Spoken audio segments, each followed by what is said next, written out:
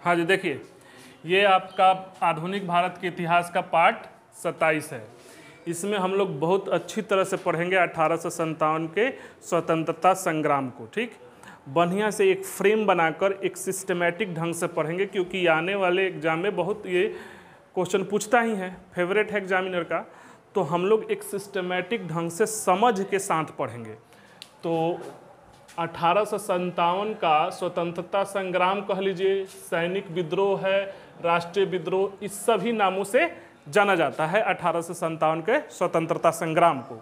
ठीक, अब हम लोग इसको पढ़ते हुए एक फ्रेम बनाएंगे कि हम लोग किन किन बिंदुओं पर ध्यान देंगे।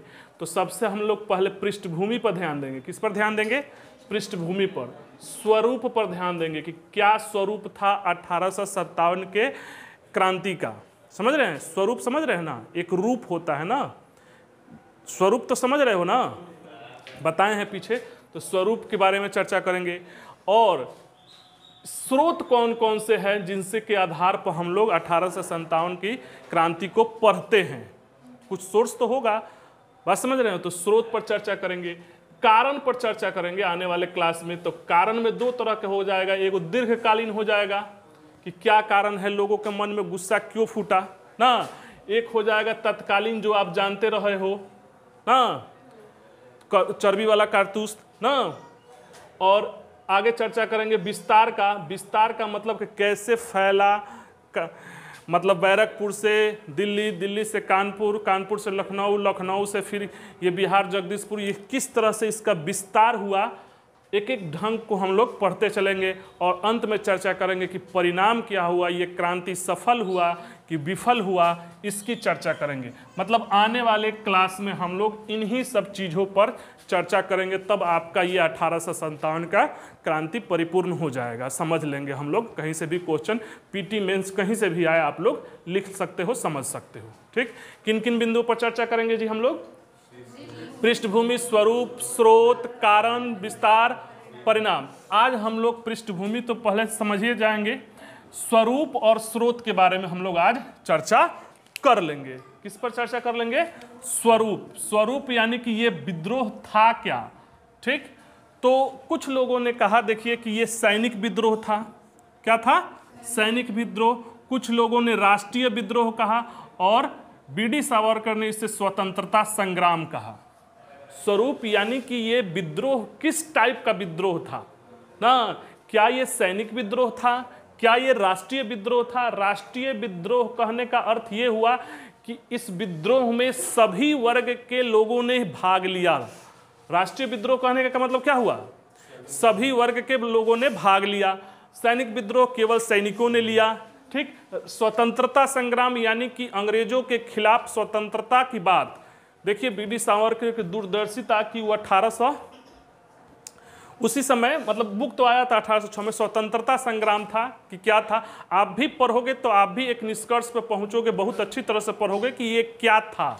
ठीक, तो ये बताओ कि सैनिक विद्रोह कहने का मतलब कि ये हुआ ना कि छोटा सैनिक है, उसके इसके पहले भी विद्रोह हुआ था बेल्लोर में।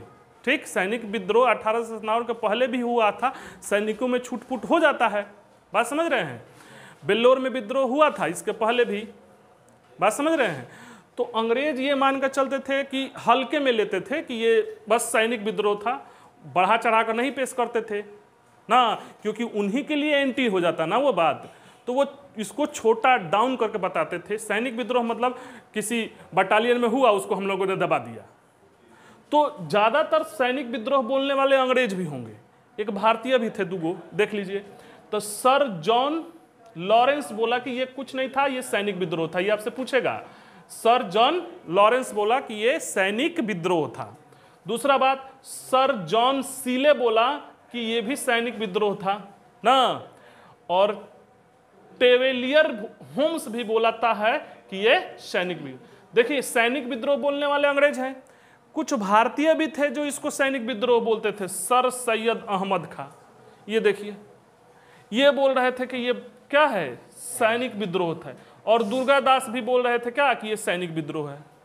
मतलब ये सैनिक विद्रोह कहने का मतलब कि ये हल्के में नहीं लेना, ज़्यादा इम्पैक्ट नहीं पड़े। छोट मोट घटना तो होती रहती है ना, जैसे आज भी देखिएगा बहुत बड़ी घटना को हल्के में लोग ले लेता है, जबकि मामले की संवेदनशीलता को समझना चाहिए ना। तो ये पूछता है, राष्ट्रीय विद्रोह बोला गया, राष्ट्रीय विद्रोह अशोक मेहता बोले थे राष्ट्रीय विद्रोह, और एक अंग्रेज भी था बेंजामिन डिजराइली। ये Benjamin Disraeli house of Commons में बोलता है कि ये राष्ट्रीय है। इनका आंख में क्या हो गया है?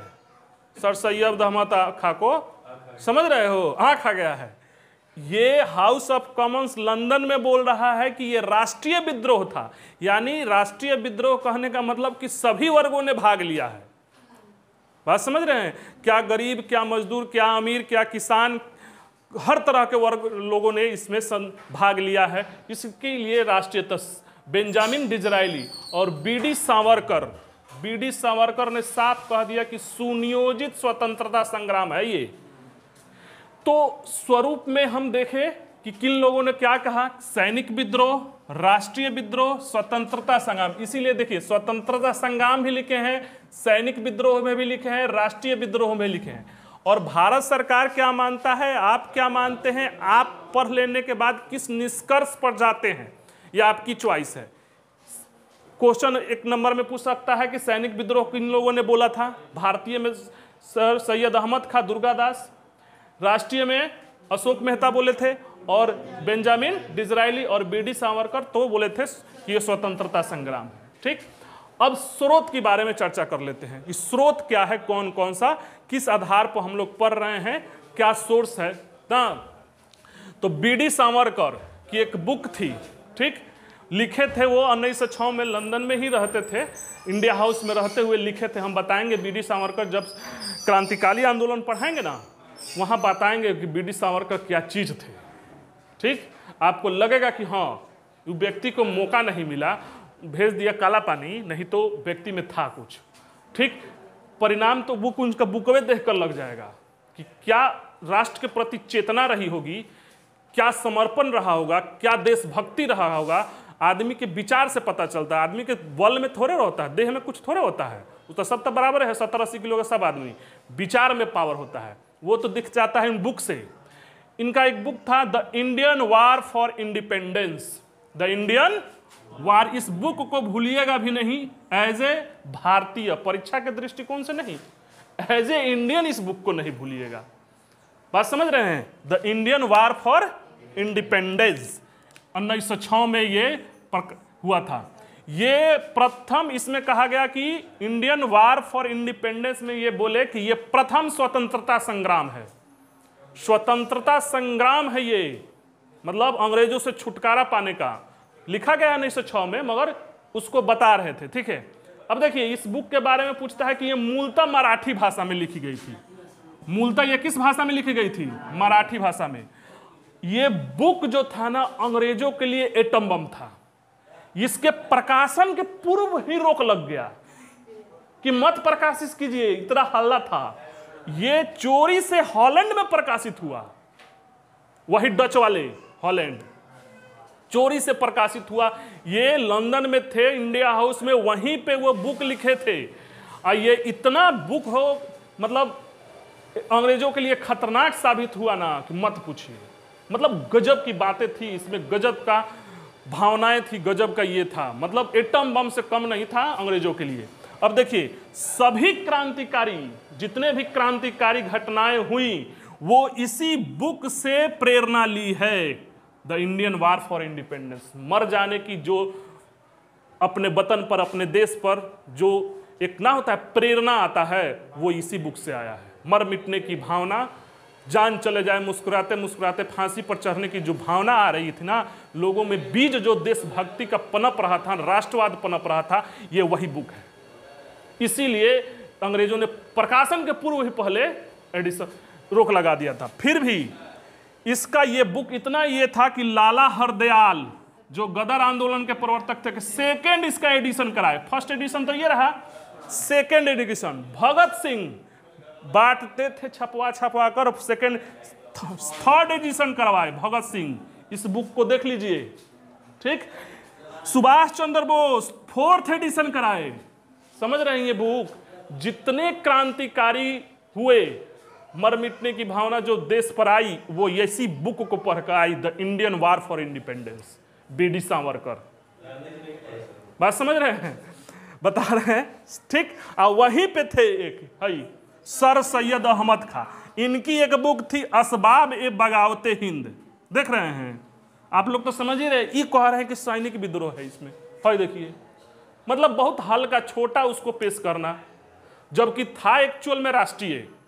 आप भी देखोगे बस संगठित नहीं था, कोऑर्डिनेशन नहीं था, अंग्रेजों का कोऑर्डिनेशन था। आप देखोगे कि वहां जैसे कानपुर में सेना भेजना था, इधर से भेजना था, तो उधर से सेना को मोड़ दिया कि आप चल जाइए लखनऊ। तो इस तरह का कोऑर्डिनेशन की कमी थी। कोऑर्डिनेशन होता ना तो 1857 में अंग्रेज साफ, ठीक, सही से कोऑर्डिनेशन, उस समय कम्युनिकेशन कम था, फिर भी सारा तंत्र अंग्रेजों के हाथ में, उसके बावजूद भी इतना पुरजोर तरीका से कम नहीं हुआ। बात समझ रहे हैं, मरता तो सब कोई है, मगर लड़ का मरना वो अलग बात है। आपको आगे हम बताएंगे ये। इसमें असबाब ए बगावते हिंद, इसमें बोले थे कि ये सैनिक विद्रोह और किसी भारतीय भाषा में छपी हुई ये पहली पुस्तक है, मतलब है तो 1906 में छपा ना, तो पहली पुस्तक यही है असबाब ए बगावते हिंद, ठीक। ये सर सैयद अहमद खां, बात तो आप लोग समझ ही रहे हो। अशोक मेहता थे, द ग्रेट रिबेलियन एक पुस्तक लिखे थे, इसमें ये बोले थे कि राष्ट्रीय विद्रोह है। अशोक मेहता कौन बोले थे, क्या बोले थे, राष्ट्रीय विद्रोह। 3 आदमी, हई बात ध्यान रखिएगा, यहीं से क्वेश्चन पूछता है। सैनिक विद्रोह कौन कौन बोलने वाले थे, राष्ट्रीय विद्रोह अशोक मेहता और बेंजामिन डिजराइली, और स्वतंत्रता संग्राम वाले तो भूलोगे ही नहीं, ठीक। तो अशोक मेहता का बुक क्या नाम है, द ग्रेट रिबेलियन। इतना ना बवाल हो गया इस पर, इतना ना ये होने लगे कि भारत सरकार कहा कि एक काम कीजिए, आप लोग लिखिए कि स्वतंत्रता के बाद कि ये था का, उसके बाद बुक लिखिए। तो भारत सरकार पहले इनको बोला था, आरसी मजुमदार को, देखिए हम क्या कहें, मुंह में से भाड़ा बुला रहा है, ठीक, हम बोलेंगे नहीं, मतलब आरसी मजुमदार, भारत सरकार इसको लिखे, ये क्या कहे, ये एगो बुक लिखे स्वतंत्रता के बाद, sepoy mutiny and revolt of 1857, sepoy mutiny A revolt of 1857। इसमें देखिए ये क्या बोले, इनका कथन उसमें बोल, ये जो कथा कथित स्वतंत्रता संग्राम है वो ना तो प्रथम है, ना राष्ट्रीय है, और ना ही स्वतंत्रता संग्राम हो। देखिए घूस ले लिए थे क्या, ही भारत सरकार का भक्त, तुम्हारा हम नहीं मानेंगे, तुम का उल्टा सीधा लिखता रहता है, ठीक। भारत सरकार इसको पहले इनको बोले थे, तब भारत सरकार कहा कि नहीं, एसएन सेन, सुरेंद्रनाथ सेन है, इनको कहा कि आप लिखिए 1857 की क्रांति पे वो किताब जो भारत सरकार आधिकारिक रूप से स्वीकार करे। तो ये बुक लिखे 1857, बस 1857 बुक का नाम है, ठीक। ये भाई भारत सरकार की किताब है। इनका भी निष्कर्ष देखिए, ये धार्मिक विद्रोह से शुरू हुआ और स्वतंत्रता संग्राम में परिवर्तन हो गया। ये कुछ हद तक ठीक है, हाँ ठीक है। धार्मिक विद्रोह से शुरू हुआ और स्वतंत्रता संग्राम में परिणत हो गया, ये कुछ हद तक सही है, ठीक। मगर ये तो योजना बना रहे थे, तो पहले दिन का मतलब योजना चल रहा था कि विद्रोह किया जाए, वो तो तत्कालीन घटना हो गई। चर्बी वाला तो कुछ दिन पहले ही स्टार्ट हो गया, समझ रहे हैं। नहीं तो ऐसा नहीं था कि चर्बी वाला कारतूस नहीं होता तो 1857 की क्रांति नहीं होती, ऐसा नहीं था। वो योजना बना रहे थे सब लोग मिलके, बात समझ रहे हैं। तो एसेंस से नहीं ये बोले। अब कुछ इसके संबंधित बयान है जो बहके बहके हैं, और वह बयानवा हई पूछता है, ठीक है। वो बयान क्या है जो अंग्रेज देंगे, बहके बहके बयान नहीं। जो होता है कि लोग आज भी देखते हैं बीजेपी कांग्रेस के प्रति, कांग्रेस के बयान वान देता है, कुछ बयान खराब होता है, कुछ बयान अच्छा होता है। तो है देखिए ये क्या बोले है कथन, एक हिंदू मुस्लिम षड्यंत्र था, जो पिटाएगा वही ना बोलेगा जी, हिंदू मुस्लिम षड्यंत्र।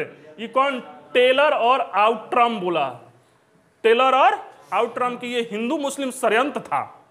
है देखिए है तो और एथी कर दिया। होम्स का बोल रहा है कि बर्बरता और सभ्यता के बीच संघर्ष था। ये बर्बरता कह रहा है हिंदुस्तानियों को और सभ्यता कह रहा है अपने आप को। देख रहे हैं होम्स साहब, इनको घर में ढुसा वो होम्स है ना, ये कह रहा है कि बर्बरता मतलब भारतीय जो हैं वो बर्बर हैं, मार रहे हैं हम लोग को, पीट रहे हैं, बर्बरता, हम लोग सब हैं। इसके बीच संघर्ष था, ये बोल रहा है होम्स। ठीक, एक और बोल रहा है कि धर्मांधों और ईसाइयों के खिलाफ, धर्मांधों का ईसाइयों के खिलाफ युद्ध था। धर्मांधों का मतलब हुआ जो धर्म में अंधे हैं, और ईसाइयों के खिलाफ युद्ध छेड़ दिए। हाँ, अपने आप को कह रहा है, ये रीज साहब बोल रहे हैं। रीज बोल रहा है कि धर्मांधों और ईसाइयों के खिलाफ युद्ध था। होम्स बोल रहा है कि बर्बरता और सभ्यता के बीच संघर्ष था, और एक हिंदू मुस्लिम षड्यंत्र और आउटम। यही कोटेशन में पूछता है जी, एग्जाम में यही पूछता है। मिला है कि नहीं कहीं? एकदम मिलेगा। ठीक, उसके बाद उस समय तत्कालीन घटना देख लेते हैं। तो पीएम जो थे उस समय 1857 में पामस्टर्ड थे, पामस्टर्ड। ठीक, ब्रिटेन में। अब महारानी विक्टोरिया। अब भारत में जी लॉर्ड कैनिंग ना। सेनापति एनिसल था। ठीक, प्रधान सेनापति एनिसल। पीएम कौन था? पहले उत्तर से आ जाइए, ब्रिटेन में महारानी विक्टोरिया, और उधर से नीचे आ जाइए पामस्टर्ड। पामस्टर्ड के बाद लॉर्ड कैनिंग ना, यही था। तो समझ में आ गया, इसका एक चिन्ह था, प्रतीक था कमल और रोटी। अब आगे के क्लास में हम लोग चर्चा करेंगे कारण के बारे में। स्वरूप और स्रोत तो पढ़ लिए, अब इसमें दीर्घकालीन कारण, इसमें सब जितना पीछे पीछे घटना हुआ है ना, सब आ जाएगा। तत्कालीन कारण, अब उसके बाद विस्तार कैसे कैसे फैला ये, और उसका परिणाम, ये सब की चर्चा हम लोग आने वाले क्लास में करेंगे। घबराने की जरूरत नहीं है। ओके, जिनको स्क्रीनशॉट करना है कर लीजिए, रहने देते हैं।